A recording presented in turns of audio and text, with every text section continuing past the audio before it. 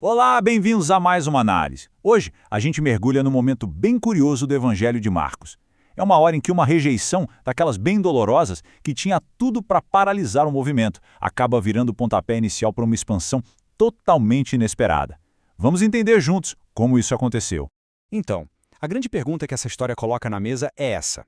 E aí, o que acontece depois da rejeição? Pensa bem, qual é a reação mais comum, a mais instintiva quando a gente é recusado? Principalmente por pessoas que, em tese, deveriam nos acolher, né?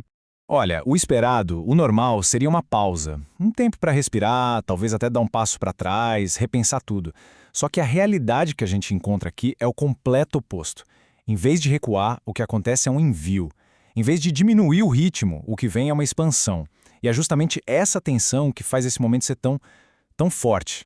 Para a gente sacar a profundidade disso, precisamos de um pouco de contexto. Um pouquinho antes dessa passagem, Jesus foi simplesmente rejeitado na sua própria cidade, Nazaré. As pessoas que o viram crescer não acreditaram nele. E aqui está o ponto-chave. A incredulidade do povo de Nazaré não diminuiu em nada a autoridade de Jesus. Em vez de ser um beco sem saída, um obstáculo que parou tudo, essa rejeição se tornou, na verdade, a plataforma de lançamento para a primeira missão oficial dos discípulos. E isso nos leva direto para o coração da história. Sabe, até aqui, os discípulos eram, na maior parte do tempo, observadores. Eles estavam ali, aprendendo com Jesus, mas agora o jogo vira. Eles deixam de ser plateia para se tornarem participantes ativos da missão. O texto mostra que Jesus faz 3 coisas, muito bem pensadas para comissionar a galera. Primeiro, ele chama os 12. Depois, ele os envia.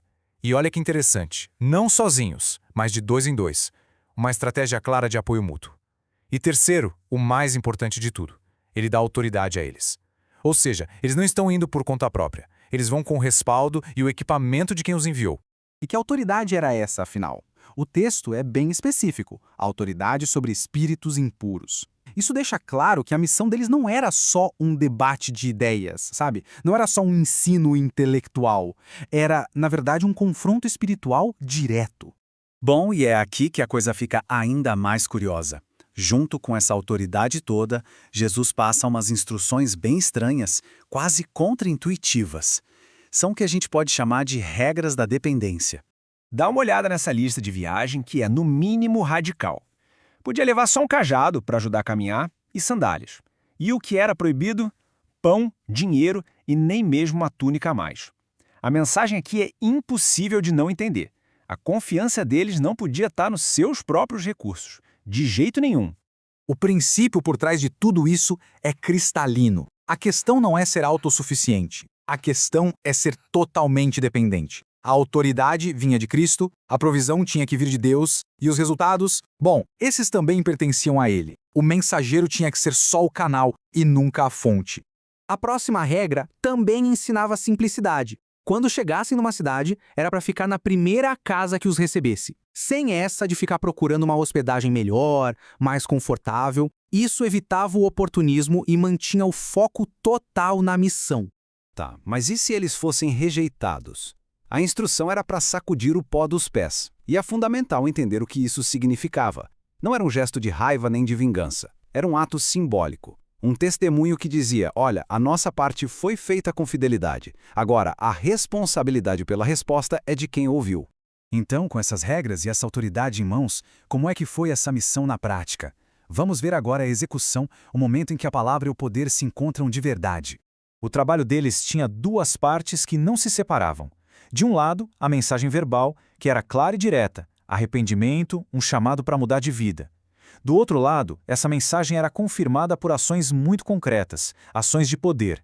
Eles expulsavam demônios e curavam os doentes. A palavra anunciava o reino e o poder demonstrava esse reino. Uma coisa validava a outra.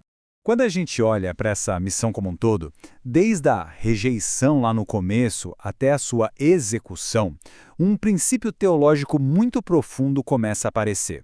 A gente pode chamar isso de o paradoxo do reino. Esse paradoxo é basicamente a ideia central de toda a passagem. O poder de Deus não se mostra através da força humana, da riqueza, da autossuficiência. Muito pelo contrário. Ele se manifesta de um jeito mais claro, mais potente, justamente na fraqueza e na total dependência do ser humano. Então, a grande lição que fica é esta. O avanço do reino de Deus não depende de recursos humanos, nem de estratégias geniais, nem de força pessoal. Ele avança por meio da dependência obediente daqueles que são enviados. E isso nos deixa com esse pensamento final, que amarra tudo de forma brilhante. O reino avança quando pessoas enviadas, que são frágeis, sem recursos próprios, confiam plenamente não nelas mesmas, mas na autoridade daquele que as enviou.